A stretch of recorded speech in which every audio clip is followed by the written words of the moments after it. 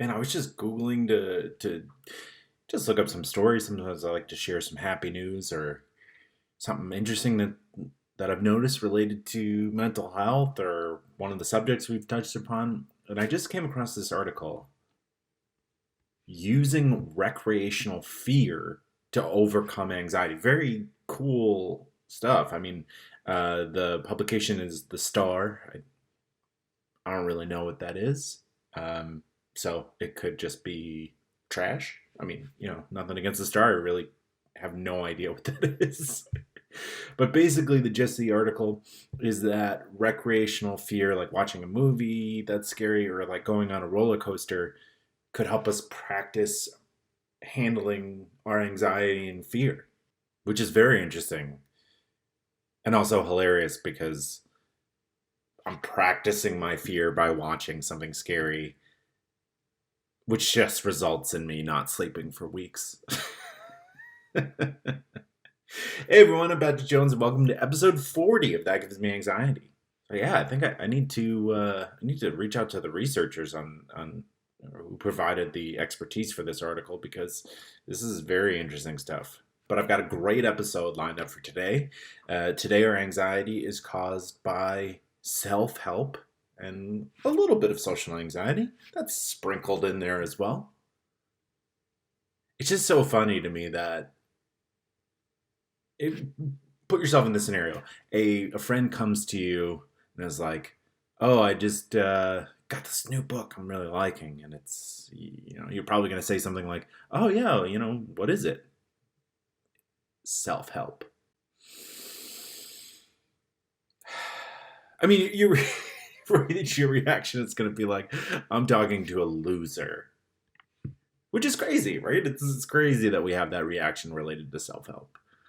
You look down on that person. Maybe not you because you're listening to a podcast about anxiety. So I would hope that you, the person I'm thinking of and talking right now to, wouldn't look down in that way. But life is a little bit bigger than the audience of this podcast. It's also hilarious to think that you're expected to have all the answers. No outside sources. You can't read about these things. So you just suffer, right? That's just the end result. So to help me out to talk about self-help and social anxiety, I have Dr. Rebecca DiVerniero. She's been a professor of interpersonal communication for years and is also the creator of the Social Anxiety Academy. I feel like I slur social all the time. I don't know if it's one of those things that I just hear it, but it's like my insecurity, or are you hearing that too? So yeah, Rebecca and I, putting my insecurities aside, Rebecca and I had a great chat about self-help, social anxiety, and two loud New Yorkers dealing with moving out of New York and what the world is like outside of New York. So before we get to that interview, I just want to remind you, if you're liking the show, to please remember to rate and review it on whatever platform you're listening to it on. If you're liking the show, you can also donate to it through the Buy Me a Coffee link. It's in the description wherever you're listening. And if you're liking the show, why don't you check it out on Facebook, Instagram, Twitter, and YouTube, or YouTube. YouTube is where the live episodes, the video episodes. You can look at my Spoon, the band t-shirt, and my tie-dye water cup. It's fun. It's like squishy and stuff. So yeah, why don't we make our way to the interview? As always, thank you so much for listening, and enjoy.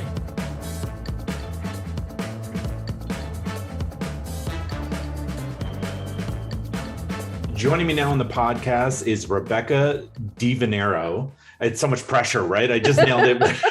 We were talking about this, so much pressure. Who's a social anxiety coach and also holds a PhD in interpersonal communication. Rebecca, thank you so much for coming on. Thank you for having me and pronouncing my name correctly. Yeah, just Long Island through and through. A lot of Italian people. And yeah, it's a cool last name. Much better than mine, just Jones. Yeah, it's okay. I'm sure you make up for it in other ways. I I base my whole personality on my last name. So We all have our gimmicks, right? yeah. Well, we're going to be talking today about self-help, but why don't we start by you introducing yourself to everybody? Sure. I am a former academic. I taught for 18 years in the communication studies field. And it's actually interesting because now I work with socially anxious people who don't understand how I did that.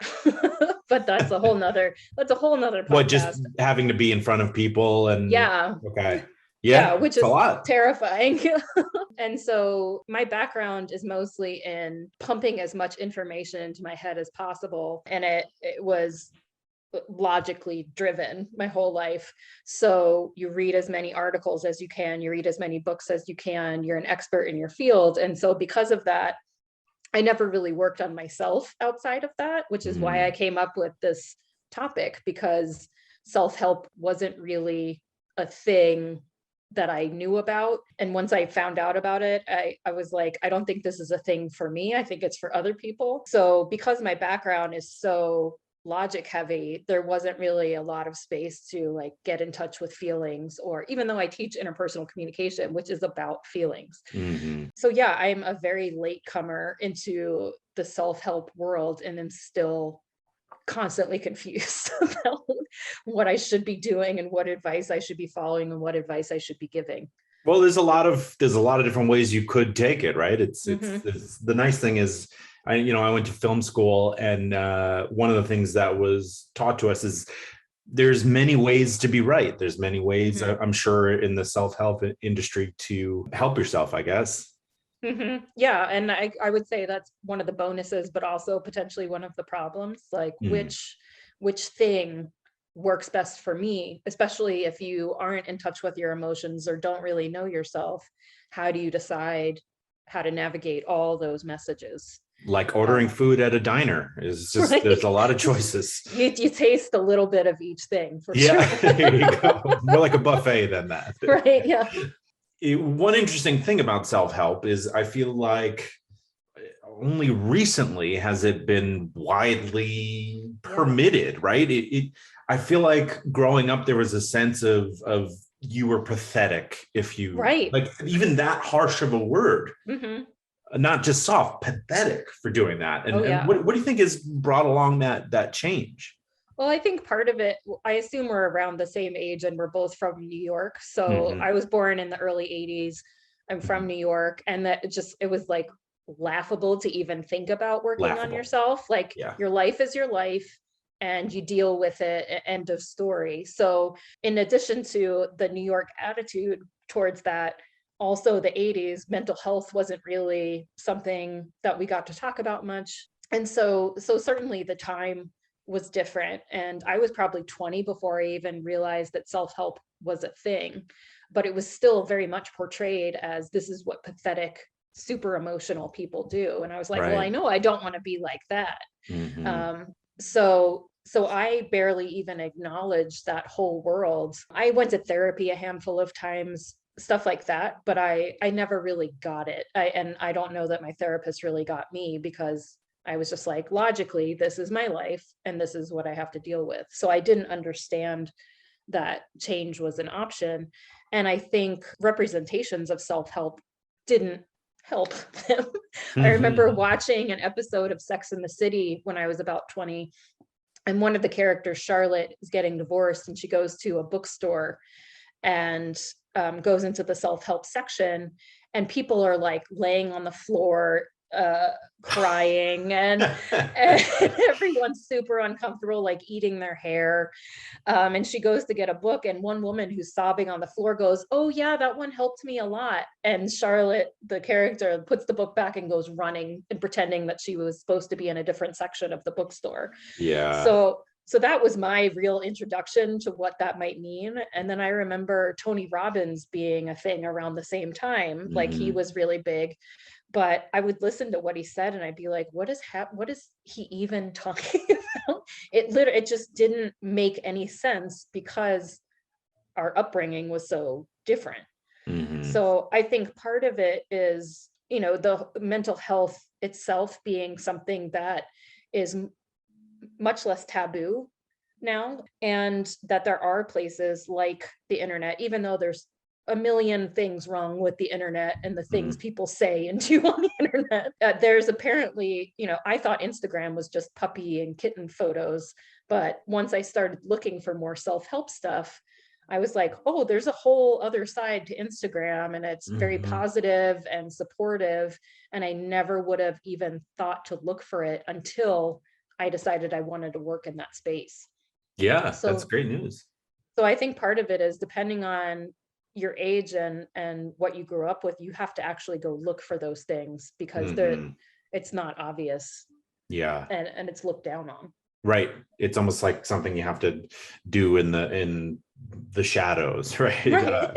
But you don't. I mean, that's conversations like this are meant to show that Hmm. it's ludicrous to think that way. Yeah. I'd love to get a definition. How would you define self-help?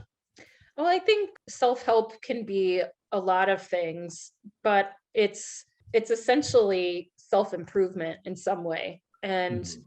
And so a lot of it does base itself off of, yes, these are the cards you were dealt. So kind of the first half of what I learned growing up, like this is your life, but if you do these different things or if you change your perspective, you can be something else. So I realized once I started looking at all these things that I'd been doing that in the classroom my entire career.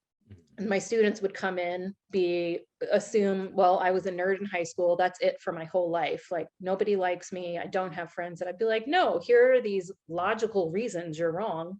And I would watch their self-esteem grow. Oh, that's But awesome. I never thought, hey, maybe I should do this for myself.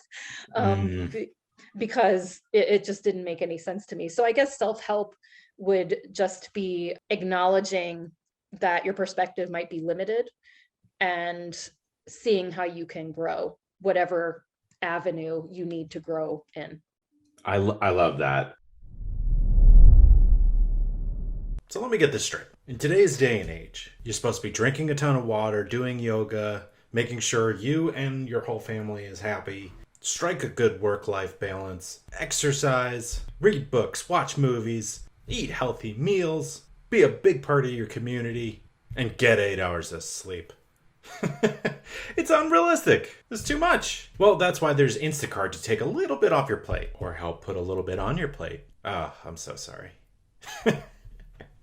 Using Instacart, you search for all your favorite foods and items that you need from the grocery store, fresh produce, all your favorites, everything you want, and they deliver it to you. They go to the store and do your shopping for you. Just remove it from your to do list, just with a few clicks.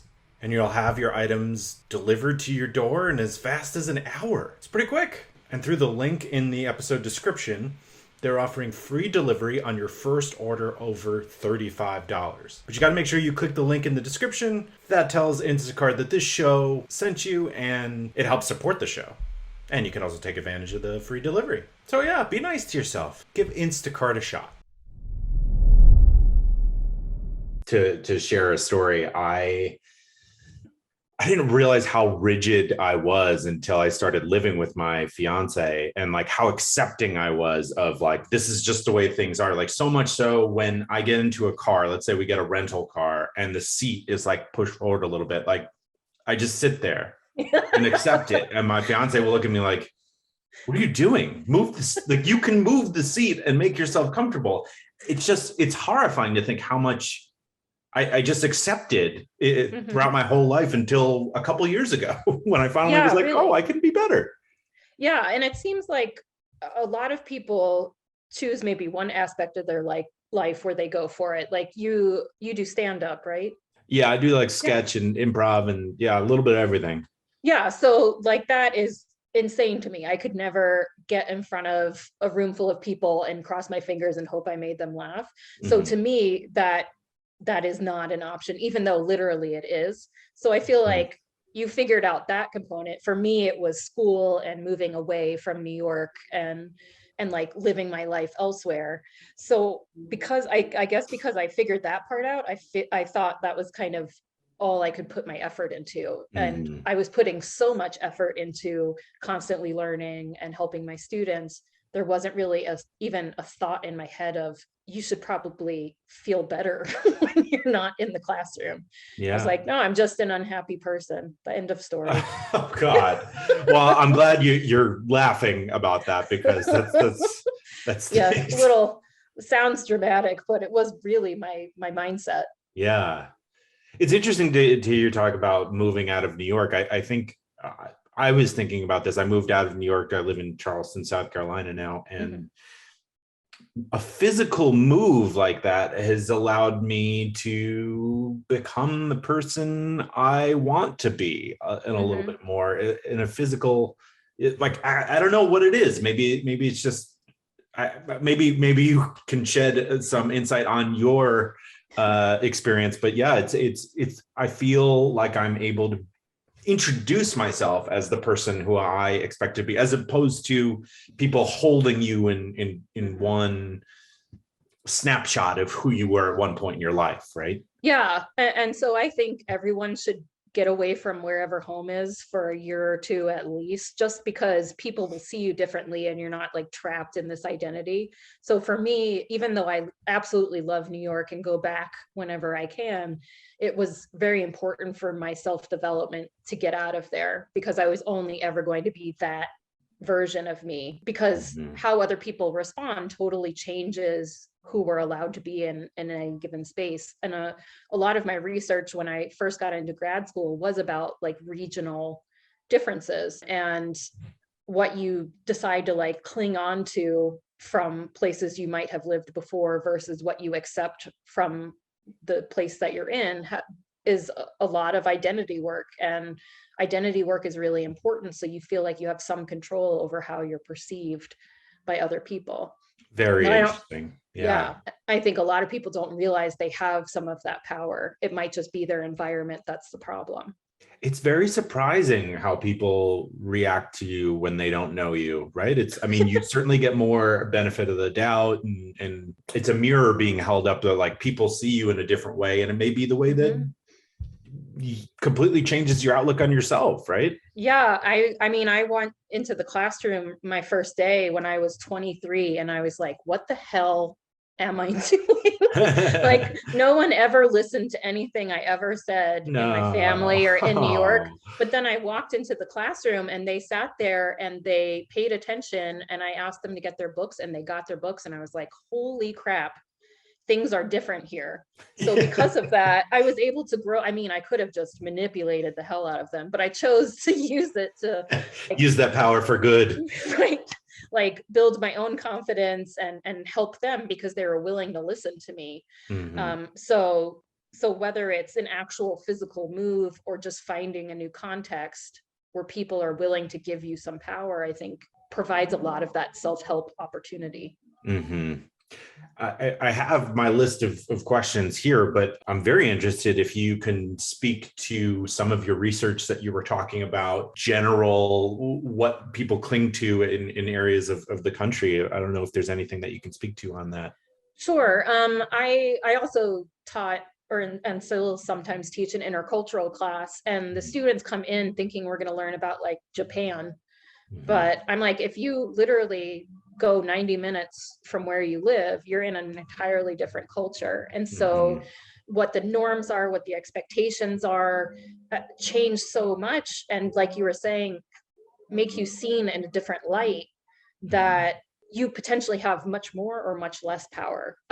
For instance, I, from New York, have lived in the Southeast and the Midwest, but then I moved to Utah when I was 30. And I think I stepped my toe into the state and people were yelling at me for not having children. So I would have random strangers come up to me when I was, say, sitting in a restaurant and eating, or just watching a football game at a bar, and get in my face about, why aren't you at home with children? Why are you here? And I was like, what the hell is happening? Did you move to 1887? Like what? That's what it felt like, but it really just was. They did not know what to do with a female in her 30s who didn't have a husband or children. And they tried to kind of like push me into that that's what they were used to. Mm. And so I think that that's true no matter where we go. Obviously, Utah, it was Southwest specifically. Southwest Utah was very pushy when it came to my identity. I had to constantly fight. Every time I left the house, I had to fight with somebody. So very quickly, I told my boss, I cannot live here anymore. But I also know that somewhere like I had students who lived in Utah who went to Seattle for their missions, and they felt the same way. Like they constantly had to say, I'm still important, even though I'm not like you. So depending on where you go, people will feel a certain amount of entitlement to tell you who you are and how you should be acting. And then there's certainly places where people are more hands off, but I find that you have to still fit into a degree. Like when I go to Portland, I end up accidentally dressing like everybody there because I am eccentric and I like to wear whatever I wear. I have no sense of style. And so in Portland, people are like, oh my gosh, I have the same t-shirt. So we end up fitting in by accident. Whereas in New York, people are horrified if I'm not perfectly dressed from head to toe. Mm-hmm. And so those social norms, people forget that they are norms as opposed to laws. And I think that's what a lot of the identity work like struggle is. If people don't understand this is just what you're used to as opposed to what is right or wrong, that's where it can be difficult to be who you want to be depending on where you are. Very interesting stuff. One thing that's been surprising for me here in South Carolina is like everyone assumes I have a pickup truck. And it's like, nah, I don't. Yeah, we when my family moved to North Carolina, the first day that we were there, we were unpacking things from the moving truck, and someone in a pickup truck drove by and honked the horn. And we thought that they were giving us the finger because we had just left New York. And it turns out they were like being friendly and waving. And my stepfather turned around, gave double finger and like yelled at them. And we were like, oh, things are different. That's great. Here. You want somebody? Here it is. Yeah, exactly. So we were those people for the first little while. That's hilarious. Oh my gosh. Look who we got here. It's our friends at My Software Tutor. Can Excel be my friend? Many people have wondered this for years. The answer is yes, it can. Excel doesn't have to be like the friend that your mom makes you hang out with in elementary school. It's weird. It's always stuff with boogers, right? What's wrong? What's up? Why is that kid always eating boogers? Their house always had the best snacks too. And there he is. Boogers. Well, Excel doesn't have to be like that weird kid. Unless you were that weird kid. Were you? Be honest. You know. I'm not actually asking. I can't hear your response, but you know. And it's okay if you were. Just take it easy with the boogers. Just talking about boogers to get ad read. Don't worry. They didn't write that part. That was an improvisation. My Software Tutor offers 3 levels of real-time Zoom-based courses with a live instructor. They deliver practical, functional business skills in a friendly and supportive environment. It can be daunting, right? You need that supporting environment to learn Excel. There's no stupid questions. It could be really difficult. And as we know, and we talk about it on this podcast all the time, it could be really daunting to learn something new and put yourself out there. So think of this as like a kindergarten for learning something new and helping your job prospects. Or be better at the job you already have. Get that raise, get that whatever, take pictures of it for Instagram. Yeah, that'll be cool. Keeping it as vague as possible so that you can input your own. Just making a mad lib of your own desires. These courses will increase your marketability, whether you're an employee, job seeker, consultant, or contractor. Register at mysoftwaretutor.com and use the promo code POD20 to save 20% off all registrations. Thank you so much to My Software Tutor. Yeah, guys, take advantage of that 20% off and confidently list Excel on your resume.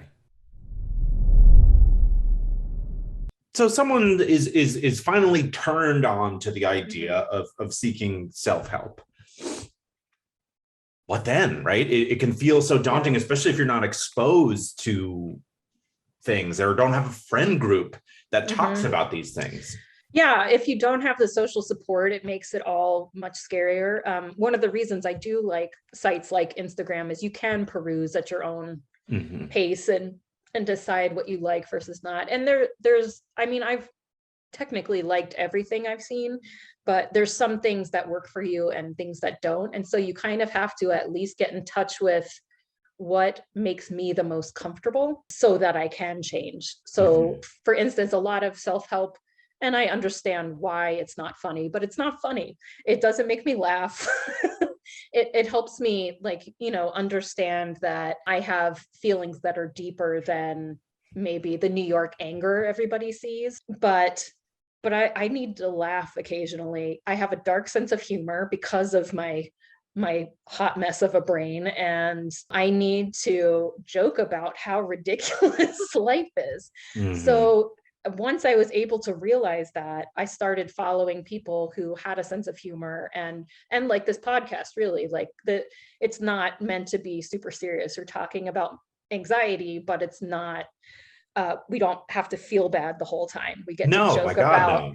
It's more fun to laugh about it. Yeah. Right, exactly. So because I realized a sense of humor makes me comfortable, and it also means I can have a sense of humor, I had to target those kinds of self-help leaders or whoever, if I was going to change the way I acted. The serious stuff is still good, and I certainly have times where I need that too. But I think anybody who's ready to make a change has to find accounts or guides or coaches or whatever else where you can see enough similarity in your personality that you'll be comfortable around these people. And being okay with, you're probably not going to marry the first person you go on a date with, right? Like right. you try and see how things fit, and it's not a knock on somebody if it doesn't, if it's not working for you. There's so many things for free where you can dip your toe in, or you can dip it in for less than $50. I just got a business coach because I have no freaking clue what I'm doing in the business world. But I watched her for 6 months for free give presentations and webinars, and I was like, okay, I know that I can, she'll help me recognize the reality of how business might go. She won't pretend that everything's perfect, but this will also be fun. And so it took me 6 full months of eyeballing her and not paying her any money to decide that. And so that's what I would suggest for people who are looking out for self-help help. In spite of the title, you probably can't do all of it yourself. So if you are looking for guidance, really watch how people communicate and the kind of things that they offer and go from there. Yeah, that's great advice. So another aspect of self-help is that, I mean, just like with diets and different get rich quick schemes, there's a lot of nonsense, right? There's a lot of schemes out there. So how do you think people can differentiate between something that might be something worth a shot, whether or not it works for them, or something that is just a house of cards, right? Yes.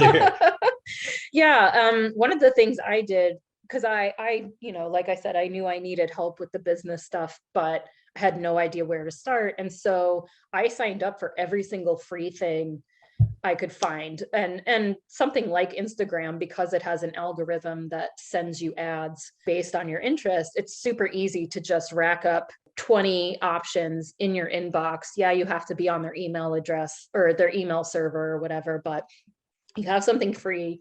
You can watch it without, a lot of people have pre-recorded things that you can watch for free too. So they're not like in front of your face pressuring you to make a commitment to anything. And from watching all those things, I probably watched 50 different sales pitches. I was able to see who led with their money and who led with, here are the actual benefits to you, and here's what I've been able to help other people do. So I think for me, if all you have to talk about is money or making money, I'm not really interested, even if they might be perfectly valid programs or whatever. I prefer the interpersonal aspect of working with someone, and also, that they have success stories that aren't just monetary. Yeah. So I think one of the people I follow for self-help stuff is, I'm going to say it wrong, Dr. Glenn Doyle. Mm-hmm. And he has quotes of his own books and speeches every single day that he puts out on his Instagram, and they really resonate with me. So that's one of the reasons that I follow him and I share his stuff, because it hits home. So I think that's also something you should look for, like among the 10 people who seem okay, which one of them seems to have a similar perspective but different enough that you can grow. Mm-hmm. Absolutely. Yeah. And, you just don't want to feel like your mental health and self-help stuff is coming from like a used car salesman. Right. It's sleazy out there. Yeah, absolutely. I studied interpersonal communication a little bit, and I find it super interesting. So I'd love to share with the audience like a few tenets of interpersonal communication and some things that you feel are most important for people to know. Sure. Interpersonal communication overall is the relationships we have with people in our lives where we are interdependent with them. So something like a boss, what they decide to do affects me and vice versa, right? So even though it's not a close relationship or it's not necessarily a good relationship, it is interdependent. The same is true of my partner. It's a good relationship, but any decision he makes does affect me and vice versa. So interpersonal communication mostly focuses on understanding and improving those kinds of interdependent relationships, where it really does matter how someone acts or how they speak, because it actively affects you. And so that is the core of what it means. But a lot of the push I had when I taught up till a month ago, I taught these ideas up till a month ago, was I didn't realize it at the time, but were mindfulness ideas, where you have to actively listen if you want a good relationship. You have to be present with someone. You have to put in effort even before there's something wrong. And so basically, I took all the terrible relationships and used those as examples and said, don't do these things, and found out only recently that I was speaking about the same thing that a lot of self-help people focus on, which they sound like, to me at the time, hippie, free love ideas that were for people from California, not people from New York. So interpersonal communication really does have a lot of self-help opportunities within it, because you have to improve yourself if you're going to be a good partner, a good friend, a good whatever else. But the other person has to do all those things too. Right. Listening is so important, instead of just thinking about what you're going to say next and waiting, just like blank. Some people feel like they're just like sitting there. Oh, she's done talking. Now I get to talk and come back to life. Right. Right. It's not a recipe for a healthy conversation or relationship. My goodness. Right. Yeah. And I've struggled with that, not being in the classroom anymore, because there it was always a conversation. And so I like being on podcasts because it's conversation. I don't want to be in charge the whole time. Like, I want to know what you think, and then it changes what I think. And so it's a lot of work, but it's worth it. I mean, you don't get anything out of conversations if you're not giving and taking. That's why I always stress how I think every person should take an improv class, because it hones in your listening skills and just helps you in so many aspects of your life. So that's my improv pitch. Yeah, I took drama as a high school student. It absolutely helped me understand other people better. Yeah, a little more empathy in the world would go a long way. Really? So someone comes to you and wants to work with you. What does that look like? How do you start to see if the relationship is a fit? Yeah, since I'm at the beginning, it is a little chaotic and messy, but what I'm finding is that, even though my focus is on social anxiety, social anxiety is often just a symptom of a host of other issues. Hmm. So we have to kind of decide, is this the issue you want to work on? Because those other things are important and they will influence everything we're doing.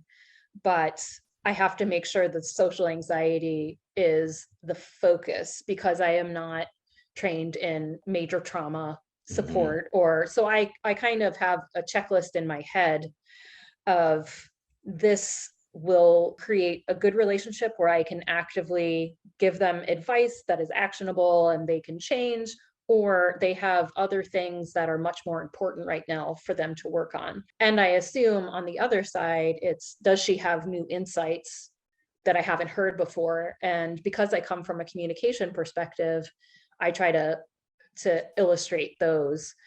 This isn't the same song and dance you've seen from other people. So I think that with those conversations that I've had, they get to see if I have anything interesting to say that they haven't heard before. And I get to see if social anxiety is the thing they should be focusing on Hmm. right now. Because if Yeah. they really need like PTSD support, I'm Hmm. probably not the person for them. Right. Yeah.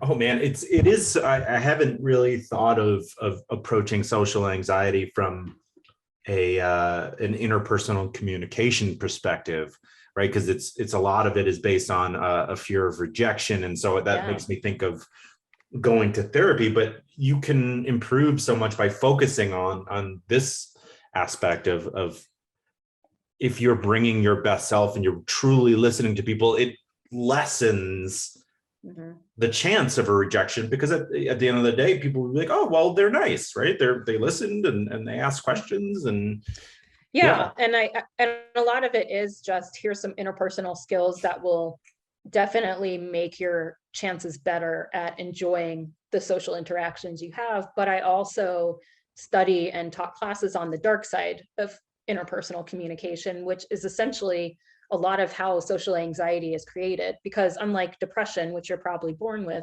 social anxiety can be one or both. You can be born with it, or it can be created, or both. And so because of that, other people, if you're around really critical people, if you never really get a break from parents or peers or bosses, then that creates social anxiety for you.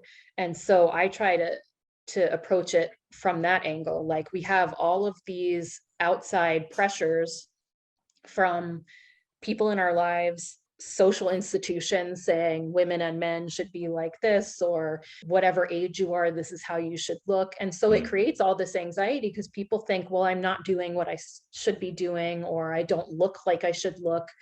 And so I try to come from that, I think, more realistic angle, where it's not just, here, let me give you a couple of skills and you're going to go have a great life. Like, no, we're going to acknowledge that this isn't easy, but it's not easy for anybody. And this Mhm. is how they're getting through it. And here's maybe what you're not seeing. That's a beautiful thing. I love that. Hey, do you wish you were a thoughtful card person but don't have the time or energy? Right? You want to be that person that has a hobby, full time job, crushing it in the job, has kids, has a family, has a dog, whatever it is, and still, right, sends that message, sends a card, handwritten, something that makes you laugh and cry. How does that person do it? I don't know. But maybe it's Cardist. Maybe he's born with it. Maybe it's Cardist. The Cardist Studio is your personal assistant. That's how you get it done, right? Somebody helps you out with it. That's okay. The end result is still the end result. You're thinking, oh, should I send them a card? That's it. From there, you just jump onto thecardiststudio.com and tell them exactly what just popped in your head, your thoughtfulness. The Cardist Studio will get your personalized message handwritten into the card and in the mail for you. You're busy, you're doing a lot of other things. It's not like they're going to tell on you. And the person's going to be thrilled. I've gotten one of these and it filled my heart with joy. Even better, it's fast, it's custom, and it's a total life changer. Hey, you're a thoughtful card person now. Look at you. New achievement unlocked. Just go to thecardiststudio.com and you can even use the promo code AnxietyPod for 10% off all orders. Yeah, and just like as a society, I mean, like you're describing, everyone so needs to put Yeah. somebody in a box. And I feel like Mm-hmm. the more we all educate ourselves in that, like, that's ludicrous. Like, take every Mm-hmm. person at face value. Like, how busy are you that you just have to put somebody in a box? Like, take time to Really? get to know people. Yeah, I only have 0.01 second to decide who you are just based on how you're sitting and Right. the fact that you're a man, and that's it. Yeah. And so yeah, if literally just letting people prove us wrong is part of what can lessen our social anxiety. Mm-hmm. I have, for instance, I've been told many times I have resting bitch face, because people will just look at me. I think part of it's just being a female and not constantly smiling.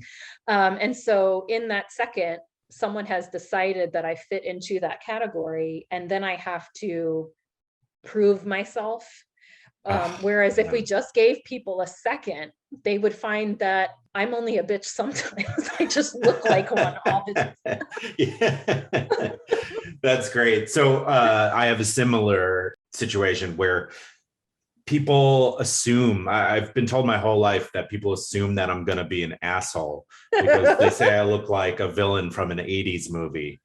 And that holds water whenever we go somewhere and I have to like talk to a waiter or something and my fiance is not there, like they'll be rude to me and like they are standoffish. So I always feel as though I have to give like 120% of like charm, which is exhausting, but I just don't want people to look at me like a villain. Right. Mm-hmm.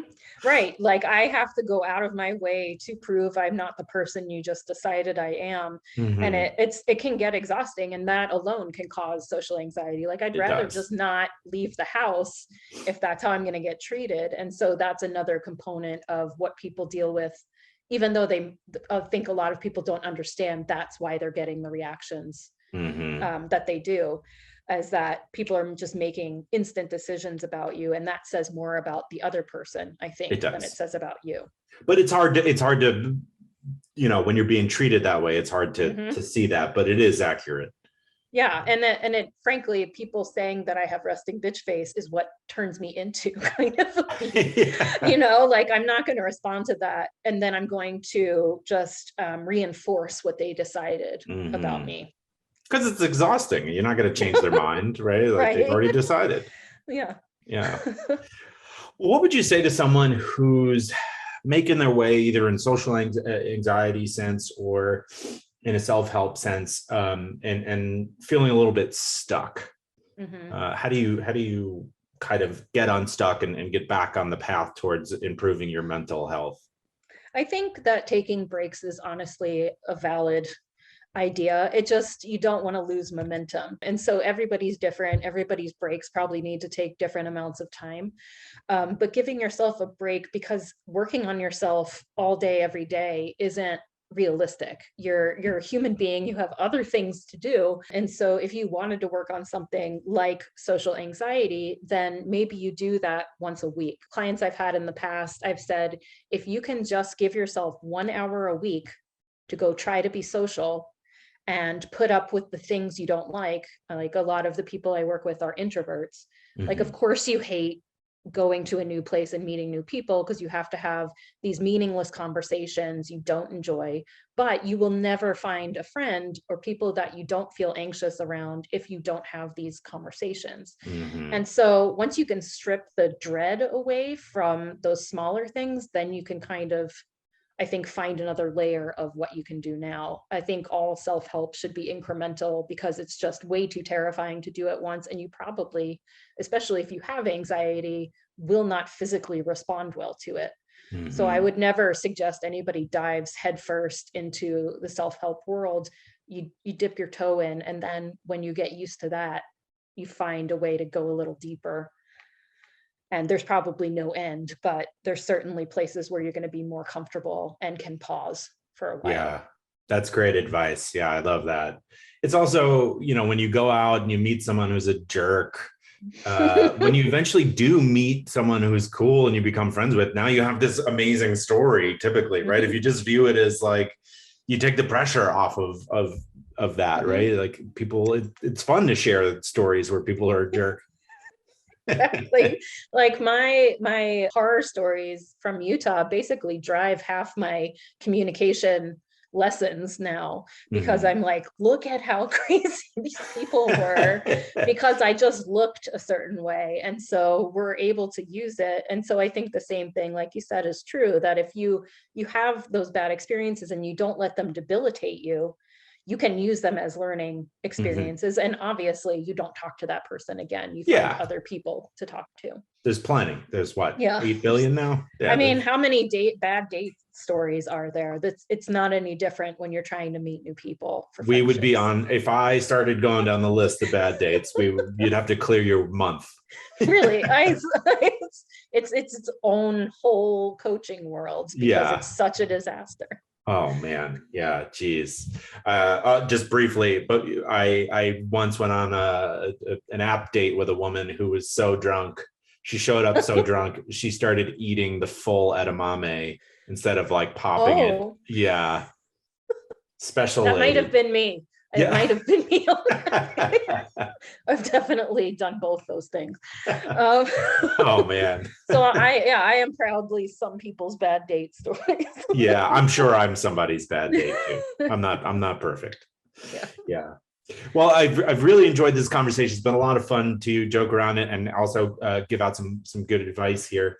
I just want to make sure, is there anything you think I'm missing?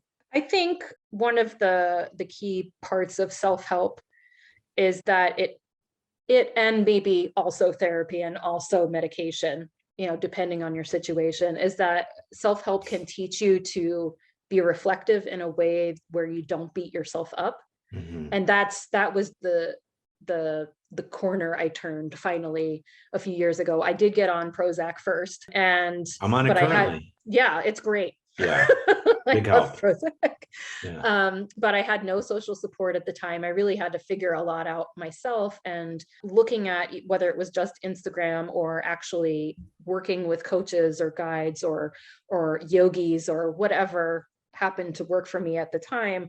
A lot of it was just realizing, when I think about who I am, I don't have to lash, myself. Mhm. I can think about myself in a productive way and figure out what is okay and what I could work on.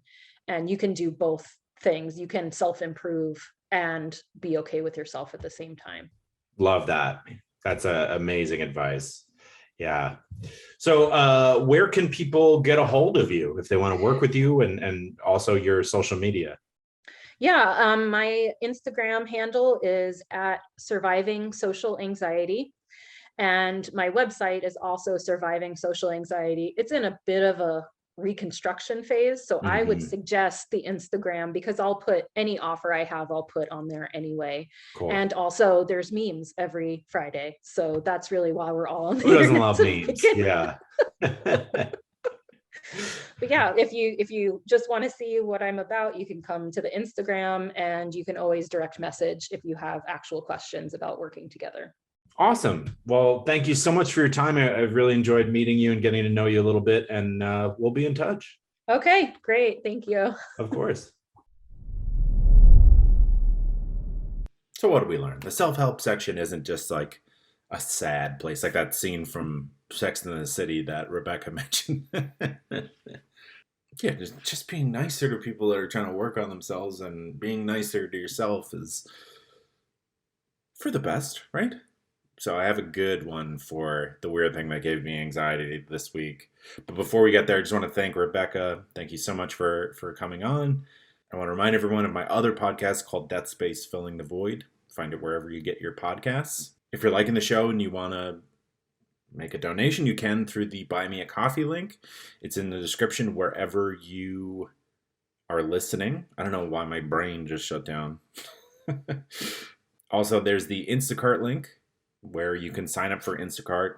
And by doing it through the link from this podcast, it tells them that this show, man, I could feel the slur coming on.